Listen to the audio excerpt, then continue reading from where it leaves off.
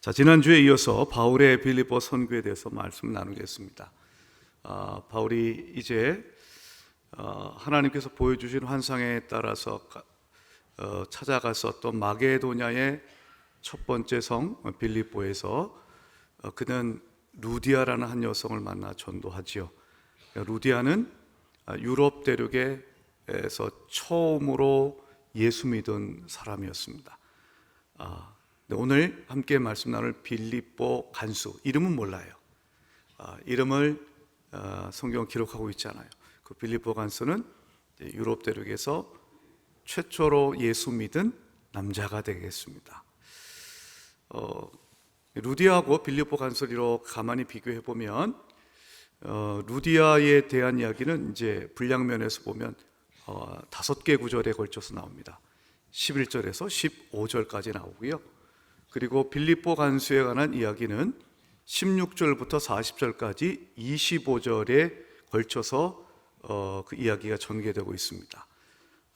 그러니까 빌립보 간수 이야기가 루디아에 관한 기록의 5배에 해당되는 분량입니다. 그만큼 성경은 이 이야기에 주목하고 있는 것이죠. 비중을 두고 있는 것입니다. 왜일까 한번 생각해 보면 아마 그것은 다음과 같은 말씀 때문이 아닐까 생각합니다. 31절 보면 2000년 기독교 역사에서 가장 잘 알려진 말씀 가운데 한 말씀이 소개되고 있습니다. 주 예수를 믿으라, 그리하면 너와 내 집이 구원을 받으리라. 한번 절 따라 하실까요? 주 예수를 믿으라, 주 예수를 믿으라. 그리하면 너와 내 집이 구원을 받으리라. 너와 내 집이 구원을 받으리라. 전도할 때 가장 많이 사용되는 말씀이죠. 여러분, 주 예수를 믿으라, 이 말씀은 예수님이 우리의 주님 되심을 믿으라는 것입니다. 예수라고 하는 이름 자체는 죄에서 우리를 구원하시는 구원자라는 뜻입니다. 죄에서 우리를 구원하시는 그 예수님이 우리의 삶의 주인 되심을 믿고 그 예수님을 주인으로 섬기며 살아가는 것, 그게 구원받는 비결인 줄로 믿습니다. 자, 이 말씀, 정말 기독교의 핵심지를 담고 있는 이 말씀을 그러면 어떻게 바울이 빌립보 간수에게 전하게 되었을까? 그 내용이 이제 오늘 우리가 읽은 말씀 앞부분에 나옵니다. 잠깐 요약하면 이렇습니다. 바울이 이제 루디아를 전도한 다음에 계속해서 빌립보에 머물면서 전도를 이제 모색했던 것 같습니다. 그런데 어느 날 길을 가다가 한 여종을 만나는데 이 여종이 좀 특별한 여종이었습니다. 귀신이 들렸는데 그 귀신이 점치는 귀신이었어요. 네, 점치는 귀신. 네. 뭐 점집에 한번 가보셨습니까, 여러분? 예, 전에 예수 안 믿을 때 점집에 한번 가보신 분들 계시죠? 영한 정말 점 잘 치는 사람들이 있는 것 같아요. 그래서 여러분들 뭐 국회의원 선거나 뭐 이럴 때 되면 찾아가잖아요. 우리나라의 역술인들 규모와 사업 규모가 여러분 운세 산업이라고 해서 4조 원입니다. 4조 1년에 굉장한 이게 시장입니다. 그만큼 사람들이 오늘날에도 이 AI 인공지능 나오고 뭐 이렇게 얘기해도 점치는 거에 대해서 아주 사람들이 다 빠져 들어갑니다. 그 제주도에 다녀오셨던 어떤 목사님의 이야기를 들어보니까는 제주도에서는 이사할 때 이제 우리가 흔히 말하는 손 없는 날 나잖아요. 근데 그래도 저는 여태까지 손 없는 날이라 아무리 그래도 주로 낮에 인사했는데 여기 제주도에는 손 없는 날 밤 12시에 이사하는 분들이 계시답니다. 밤 12시에 이사하는 거 보셨습니까? 그건 야반 도주죠. 근데 왜 밤 12시에 할까? 하필이면 그 이유는 특정한 날 밤 12시에 제주도의 모든 귀신들이 한라산 정상에 모여서 정상회담을 한답니다. 정상에서 회의를 하는 거예요. 그러니까 그때 회의하느라고 바쁜 거예요. 그래가지고 그날 빨리 이사해라 그러는 거예요. 이걸 내가 어떤 목사님 설교에서 보니까 그렇구나, 밤 12시에. 예. 그게 옛날 얘기가 아니고 요즘 얘기예요. 그렇게 여전히 이제 미신의 영향력이 있어요. 그러니까 지금부터 2000년 전이면 얼마나 대단했겠어요, 여러분. 이 점을 잘 쳐가지고 아주 큰 수익이 있었어요. 성경을 보면 큰 수익을, 돈을 많이 벌었어요. 근데 이 여종에게는 그 여종의 주인이 있었어요. 성경은 주인들 복수예요. 왜 주인들이 됐는지는 잘 모르겠지만 어쨌든 주인이 복수형이에요. 여러 명이었어요. 그러니까 돈 버는 족적 주인들이 다 가져가는 거죠. 그러니까 주인들이 이 여종에게 여러분 수고했다고 정당한 대가를 줬겠습니까? 뭘 잘해줬겠습니까? 그저 그냥 점치는 귀신 들린 그 여종은 하나의 돈 버는 기계였을 뿐입니다. 근데 이제 바울이 이 여종이 귀찮게 했어요. 그러니까 선교 사역에 방해가 되는 것 같아서 결국 예수 그리스도의 이름으로 귀신아 나오라 하니까는 그 여종에게서 귀신이 즉시 나왔어요. 여러분, 귀신을 상대할 수 있는 것은 이 인간의 과학 문명이 아니고요, 오직 주 예수 그리스도의 이름뿐인 줄로 믿습니다. 아니, AI 시대에도 미신을 믿고 따라간다니까요. 밤 12시에 이사하더라니까요. 지성이 귀신을 대항하는 것이 아니라, 지성도 물론 필요합니다. 합리성도 필요합니다. 하지만 주 예수 그리스도의 이름이 우리로 귀신을 물리치는 가장 근원적인 힘인 것이죠. 자, 그렇게 귀신이 나가니까 이 여종이 이제는 더 이상 점을 못 치네요. 그러니까 성경을 보면 이렇게 되어 있어요. 19절을 보면 여종의 주인들은 자기 수익의 소망이 끊어진 것을 보고, 이런 말이에요. 자기 수익의 소망이 끊어진 것을 보고. 뭘 봤어요, 여러분? 자기 수익의 소망. 수익의 소망.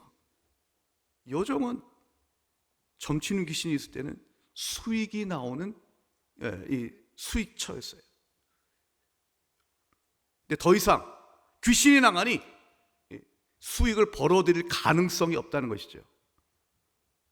이 주인들의 눈에는 귀신이 들린 그 여종이 자유케 되는 게 보이는 게 아니에요. 자신들의 수익의 소망이 이제 끊어진 것만 보여요. 돈의 노예가 되니까 세상을 판단하는 기준이 이게 돈벌이가 되나? 그렇지 않나? 이거 가지고 얘기합니다. 물론 2000년 전에 여종에 무슨 인권이 있겠습니까? 주인들은 철저하게 그 여종을 부려먹기만 하는 것이죠. 근데 여러분, 2000년이 지난 지금도 이 돈이라고 하는 만몬신이라는 것은 지금도 여전히 큰 위력을 발휘하지 않습니까? 돈은 우리가 살아갈 때 너무나도 절대적으로 유익을 주고 필요합니다. 하지만 여러분, 이 돈이 주인이 되면 돈벌이가 되냐 아니냐 가지고 모든 걸 판단한다는 것이죠. 저 사람이 수익의 소망이 되냐 안 되냐를 가지고 판단한다는 것이죠. 그 사람이 마음에 아픈지 어떤 고민이 있는지 그런 것은 여러분 눈에 들어오지 않습니다. 다 뒷전입니다. 그저 수익의 소망이 되는가, 돈벌이가 되는가, 그것만 가지고 판단하는 세상이 된다는 것이죠. 근데 여러분, 돈을 주인으로 삼으면 그렇게 살아가요. 근데 예수님이 내 삶의 주인이 되시면 전혀 다른 인생이 됩니다. 여러분, 예수님이 우리가 돈벌이가 되니까는 예수님께서 내가 너 구원해 줄게, 헌금 같이 많이 받더 바치라고 여러분 해서 여러분 예수님이 우리 구원해 주셨습니까? 아니었습니다. 여러분, 우리 한 사람 한 사람은 천하보다 귀한 생명인 줄로 믿습니다. 그러니까 누가복음 15장에 보면 양 한 마리가 길을 잃으니까 그 목자가 그 양을 찾아 나서고요, 10개의 은전을 가지고 있었던, 결혼할 때 이제 남편한테, 사랑하는 남편에게 받았던 그 10개의 은전, 무엇보다도 귀중한 그 10개의 은전 가운데 하나를, 드라크마 하나를 잃어버리니까 그 여인이 온 집안을 쓸고 찾습니다. 그리고 나서 잃어버린 양 한 마리를 찾자, 잃은 은전을 찾자. 그 목자와 그 여인은 동네 사람 불러다가 잔치 벌입니다. 생각해 보세요. 동네 사람 불러다가 잔치하면 비용이 얼마나 들겠어요? 여러분, 그 비용과 잃어버린 양 한 마리 비교해 보면 여러분 어디가, 여러분 손해 아니겠습니까? 손해예요. 어떨 때 보면 하나님은 경제적 관념이 없습니다. 여러분, 그것이 하나님의 우리를 바라보시는 눈은요, 돈벌이가 아니고요, 수익의 소망이 있느냐 없느냐가 아니라 우리가 예수 그리스도를 주님으로 믿고 영원한 생명을 붙들고 살아가는 복된 인생인 줄로 믿습니다. 그래서 주인을 잘 만나야 됩니다. 주인을 잘 만나야 돼요. 예. 살다 보면 여러 가지 주인을 만납니다. 저는요, 이제 지금 이제 저희 교회에서 마련해 주신 집을 그래서 기고하기 전까지는 늘 언제나 저는 태어날 때부터 지금까지 제 집을 소유해 본 적이 없어요. 그러니까 전세 아니면 월세예요. 집주인이 있어요, 늘. 집주인. 그래서 2년마다, 지금은 이제 그런 보호법이 많이 이제 강화되었지만 2년마다 한 번씩 이제 이번에 집주인이 또 얼마나 올리려나. 네, 안 올려주면 얼마나 감사하고 조금 올려주면 얼마나 감사한지 몰라요. 그 집주인 잘 만나야 돼요. 우리 집에 여러분 어려운 점이 있으면 집주인한테 얘기해서 이거 고장난다 이렇게 얘기를 하면 그래요 그러면서 잘 고쳐주는 그런 분 만나면 얼마나 좋은지 모르겠어요. 근데 못된 주인 만나보세요. 인생이요, 너무너무 그거 가지고 어려워집니다. 힘들어집니다. 주인 잘 만나야 됩니다. 어떤 주인을 여러분 모시고 살고 계십니까? 사랑하는 여러분, 예수 그리스도만이 우리의 주인이시고 그 주인 되실 수밖에 없는 이유는 나를 사랑하사 나를 위해서 십자가에 죽기까지 우리를 사랑하셨기 때문입니다.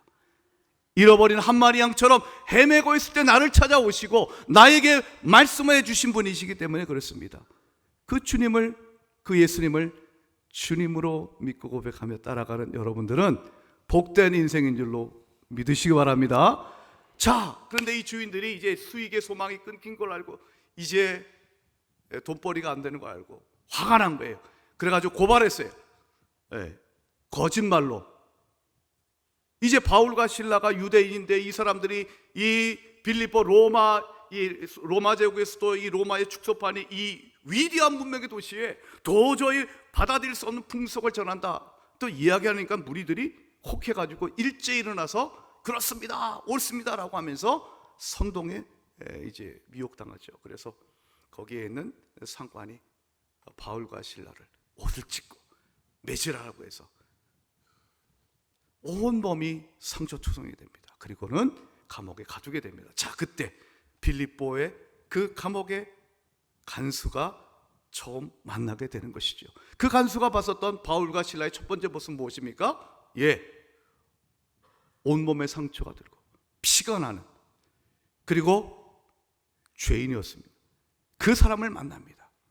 그런데 그날 밤이 됐는데 한밤중에 바울과 실라가 여러분이 잘 아시는 것처럼 기도합니다. 찬송합니다. 우리 16장 25절의 말씀을 다 같이 한번 읽어보겠습니다. 시작. 한밤중에 바울과 실라가 기도하고 하나님을 찬송함이 죄수들이 듣더라. 아멘. 아멘. 유명한 말씀입니다. 한밤중에 바울과 실라가 기도하고 하나님을 찬송한 죄수들이 듣더라. 여러분, 한밤중에 너무너무 아파서 잠을 못 이룬 적 있으시죠? 그때 여러분 기도가 됩니까? 기도하십니까? 기도를 하십니까? 신음소리를 내십니까? 아이고 아버지, 아이고 죽겠네. 여러분, 우리가 정말 한밤중에 인생을 살아가는데 고난의 한밤을 지나갈 때에 감옥에 갇힌 것처럼 모든 것이 내 마음대로 되지 아니하고 옥에 갇힌 것처럼 꼼짝달싹 못하는 그런 상황 가운데서 이 기도하고 찬양하는 게 쉽겠습니까? 근데 바울과 실라는 기도하고 찬양하더라는 것이죠.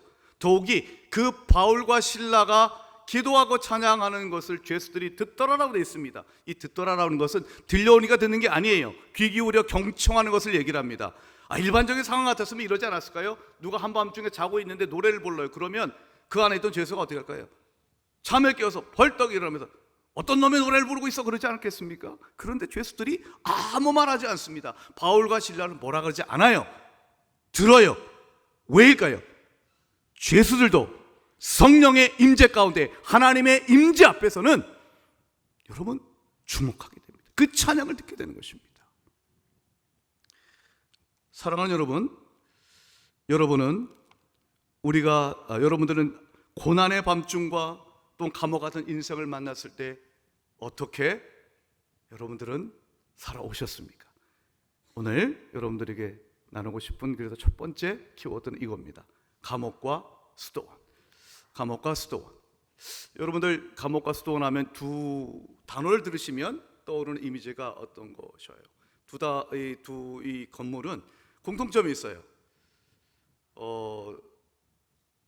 이 두 건물은 폐쇄된 공간이에요. 아무나 못 들어가요. 그렇죠? 네. 제가 안윤 교수 들어가고 싶다고 해서 못 들어갑니다. 허락받아야 됩니다. 그리고 한 번 들어가면 쉽게 나오지 못합니다. 그런데 여러분, 그런 외형적 특징이 있지만 그러나 전혀 교도소와 수도원은 전혀 다른 것입니다. 교도소는 원망과 불평으로 가득 차 있지만 수도원은 그 갇혀진 공간 안에서 찬양과 기도가 있고 말씀 묵상이 있고 그리고 놀라운 하늘의 기쁨이 있습니다. 수도원일 수도 있고요, 기도원일 수도 있습니다. 여러분, 우리가 인생의 한밤중을 만났을 때, 고난의 한밤중을 지날 때에 우리의 삶이 그 인생의 한밤중 가운데서 내 삶이 감옥과 같은 인생이 될 것인가? 아니면 지금도 내가 꼼짝 못하지만 내 마음대로 지금 이 상황을 벗어나지 못하지만 그럼에도 불구하고 기도하고 찬양할 것인가? 감옥의 인생, 수도원의 인생, 우리의 결단에 달려져 있습니다. 여러분, 기도는, 찬양은 우리로 하여금 우리의 삶 가운데 어떠한 억압과 어떠한 고난 가운데서도 우리를 지켜주시는 힘입니다. 그 기도의 자리, 찬양의 자리를 여러분 잊지 마시기 바랍니다. 자, 그런데 이런 질문이 떠오릅니다. 아, 그래, 기도하고 찬양하는 거 멋있는 거 알겠어. 그런데 어떻게 그 몸이 만신창이가 되었는데 어떻게 그렇게 아프고 힘들어 죽겠는데 신음소리밖에 안 나오는데 어떻게 기도할 수 있지? 어떻게 찬양할 수 있지? 그 어떻게가 중요한 겁니다. 우리가 고난의 한밤중을 지날 때 기도하고 찬양하기 위해서 준비해야 됩니다. 평상시에 준비하셔야 됩니다. 자, 바울이 감옥에서도 기도하고 찬양할 수 있었던 비결은 그가 평상시에 늘 기도하는 사람이었기 때문입니다. 너무나도 당연하고 기본적인 얘기지만 이거 너무나도 중요한 진리입니다. 그럼 바울이 루디아를 어떻게 만났습니까? 바울이 안식일이 돼요? 기도할 곳, 기도처를 찾다가 성박 강가에서 모여서 기도하고 있던 루디아와 여인들을 만나서 말씀을 전합니다. 그리고 오늘 우리 함께 읽지 않았습니다만 사도행전 16장 16절에 따르면 그 시작이 이렇게 얘기됩니다. 우리가 기도하는 곳에 가다가 점치는 귀신 들린 여종 하나를 만났다 그랬어요. 즉 16절에서도 루디아를 만날 때뿐만 아니라 바울은 빌립보 간수를 만나게 되는 그 과정의 첫 시작이 무엇인가? 바울과 그의 일행이 기도하러 가다가 라고 되어 있습니다. 다시 말하면 바울의 빌립보 선교는 철저히 기도 중심이었어요.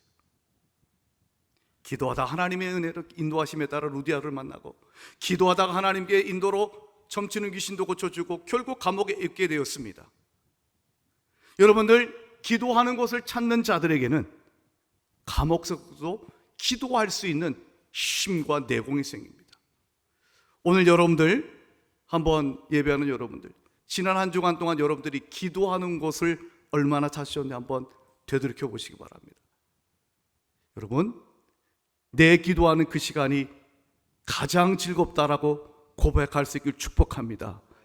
나의 기도처가 있어야 됩니다. 그것이 여러분 이 예배에 담길 수 있고 여러분 가정에 어떤 공간일 수도 있습니다. 내 기도처가 있어야 그 기도처를 통해서 여러분 일상 가운데에 내가 하나님을 만날 때에 고난의 한밤중에서도 기도할 수 있습니다. 젊은 분들이 자주 쓰는 말 가운데 루틴이란 말이 있어요. 루틴. 이 루틴이란 말이 그러니까 매일같이 어떤 정해진 순서에 따라 반복적으로 행동하는 어떤 것, 이런 뜻이잖아요. 그럼 사실 우리 가만히 보면 대부분의 사람들이 그런 루틴이 있어요. 아침에 일어나면 뭐하고 이런 나름대로의 자기가 삶에 배운 습관들이 있습니다. 그걸 루틴이라 그래요. 그래서 행복한 삶의 비결 가운데 그 좋은 루틴을 만들어야 된다, 이런 얘기를 합니다. 그래서 어떤 분들은 이제 아침에 일어나면 운동하고 그 다음에 샤워한 다음에 그 다음에 모닝 커피를 쫙 마시고 그러면서 음악도 듣고 뭐 이런 어떤 삶의 루틴을 가져요.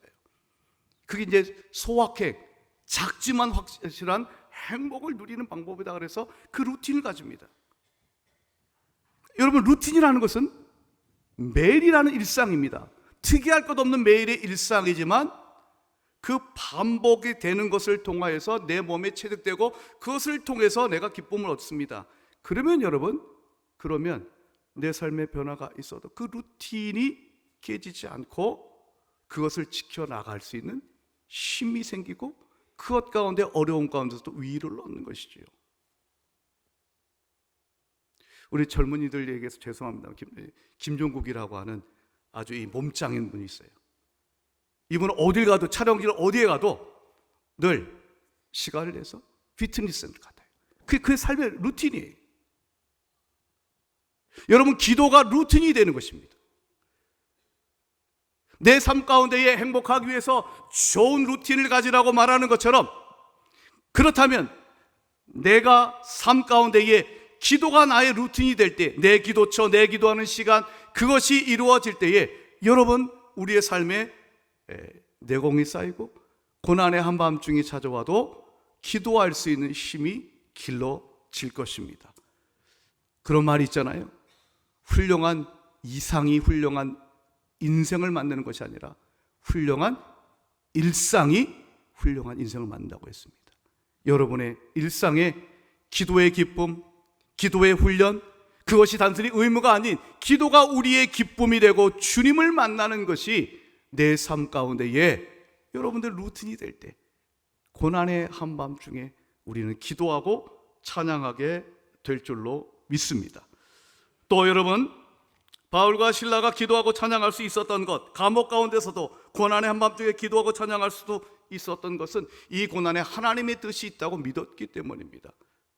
바울이 여러분 빌립보에 어떻게 보게 됐을까요? 수많은 여러분 자신의 계획이 좌절되고 성령이 막으셨지만 그곳에 순종해서 결국 빌립보에 오게 되었습니다. 그렇다면 바울은 이런 확신이 있었을 거예요. 아니, 하나님이 나의 계획을, 그 선교의 계획을 막으시면서 이 빌립보까지 인도하셨다면 지금 내가 감옥에 갇혀서 아무것도 할 수 없다 할지라도 주님의 뜻이 있을 거예요. 바울은 고난 가운데 주님이 지금 이 고난까지도 주님의 섭리 가운데 있음을 믿어 의심치 않았습니다. 여러분, 주 예수를 믿으라라고 하는 것은 단순한 교리를 믿는 것이 아니라 지금 여러분의 인생이 한밤중이요 감옥이라 할지라도 예수님이 내 삶의 주인이 되심을 믿기에 이 감옥까지도, 이 한밤중까지도 주님이 컨트롤하고 계시고 주의 뜻이 있으며 그 주의 뜻은 주의 능력으로 이루어질 것을 믿는다는 것입니다. 사랑하는 여러분, 주 예수를 믿으시기 바랍니다. 예수님이 내 삶 가운데 감옥과 한밤중도 지금 이 순간에도 우리를 붙드시고 함께 하시는 줄로 믿으시기 바랍니다. 빌립보서 4장 6절과 7절을 보면 바울은 이러한 경험을 통하여서 바로 그가 빌립보 감옥에서 기도하고 찬송했었던, 그리고 주의 놀라운 역사를 경험하고 난 다음에 그로부터 몇 년 후에 그는 또한 역시 빌립보서를 쓸 때에 감옥에 있었지만 다음과 같은 아주 위대한 말씀을 우리에게 전해주고 있습니다. 우리 한번 같이 빌립보서 4장 6절과 7절의 말씀을 같이 읽어보겠습니다. 시작. 아무것도 염려하지 말고 다만 모든 일에 기도와 간구로 너희 구할 것을 감사함으로 하나님께 아뢰라. 그리하면 모든 지각에 뛰어난 하나님의 평강이 그리스도 예수 안에서 너희 마음과 생각을 지키시리라. 아멘. 저 말씀을 누가 썼습니까? 바울이 기록했습니다. 어디서요? 감옥에서요. 그는 빌립보에서도 감옥에 있었고, 저 빌립보서를 쓸 때도 감옥에 있었습니다. 사도행전은 감옥 행전입니다.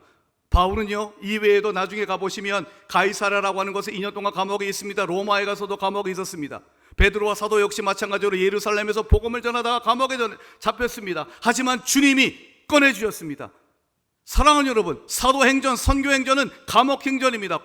고난이 있습니다. 그럼에도 불구하고 그 고난 가운데서도 감옥이 나를 제지하고 나를 물고 얽어맨다 할지라도 주님이 그 모든 것들을 깨뜨리시고 나에게 진정한 평안과 기쁨을 주심을 경험한 자들이 쓴 글입니다. 오늘 여러분들 이 빌립보서 4장 6절과 7절의 말씀을 붙으셔서 근심 대신의 기도를 택하시길 바랍니다. 염려 대신 찬송을 선택하시길 바랍니다. 그리하여 모든 지각에 뛰어난 하나님의 평강이 충만히 임하시길 우리 주의 이름으로 축원드립니다. 마지막 두 번째, 오늘 키워드는 자결에서 구원으로 합니다. 바울이 기도하고 찬양하니까 하나님이 응답하셨습니다. 여러분, 기도하고 찬양하면 하나님 반드시 응답하셔요. 어떻게 응답하셨는가 하면 하나님이 옥토를 흔드셨어요.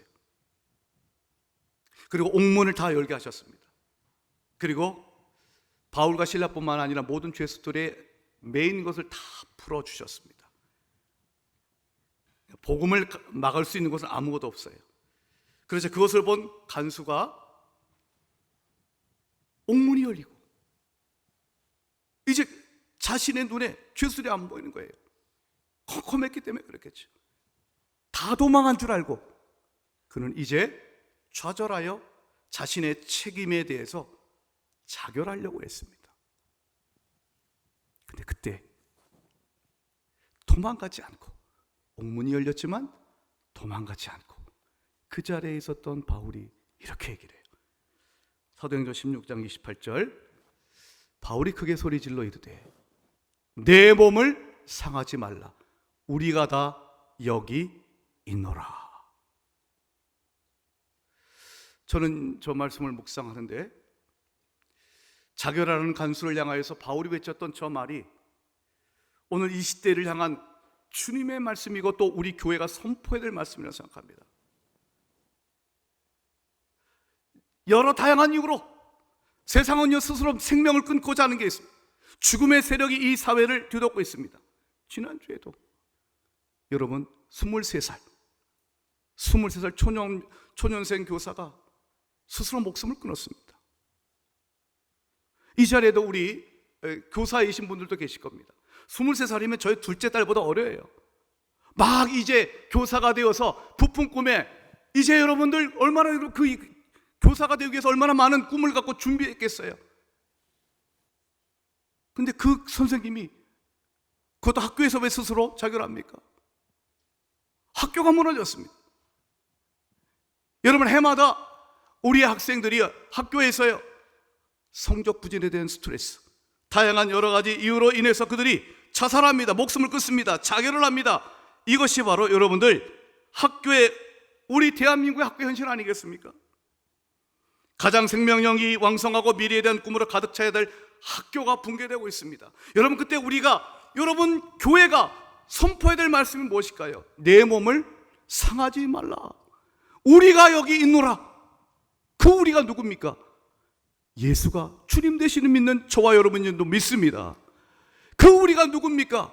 탈옥할 수 있음에도 불구하고 탈옥하지 아니하고 그 간수의 생명을 살리기 위해 남아 있었고 그 간수에게 복음을 전했던 바울처럼 우리도 나 하나 목숨 살겠다고 도망가는 것이 아니라, 나의 유익을 구하는 것이 아니라 다른 사람의 생명을 살리는 것, 주 예수께 받은 사명을 내 생명보다 소중히 여기는 삶, 예수님이 나의 주님 되심을 진정으로 믿는 삶, 그 사람이 있을 때에 자결하고자 하는 사람들에게 우리는 외칠 수 있습니다. 내 몸을 상하지 말라, 우리가 여기 있노라. 물론 고쳐야 될 것도 많이 있을 것입니다. 법이 잘못되었다면 법도 개정해야 되고요.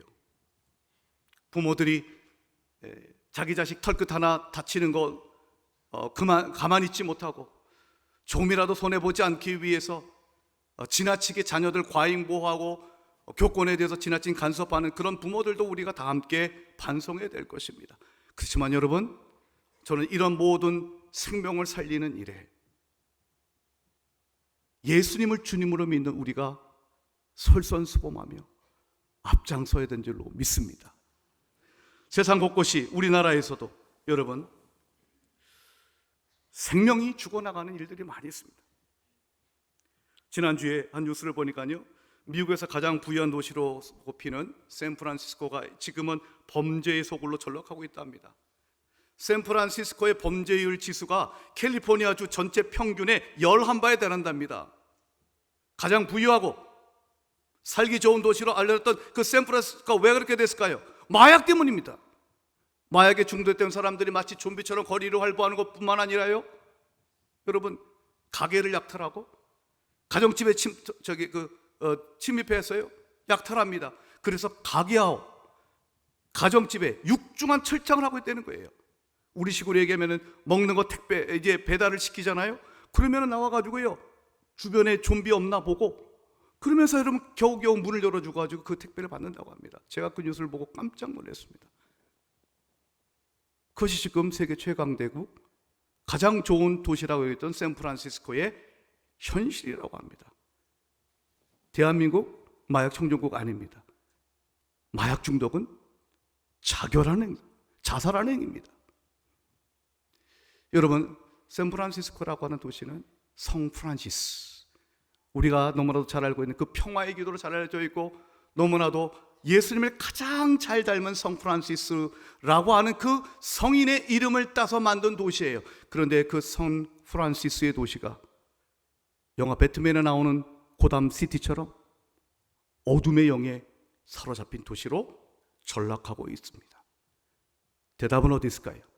자, 자결하려던 간수를 이제 제지하자 그 간수가 여러분 등불 들고 와가지고 바울을 찾습니다.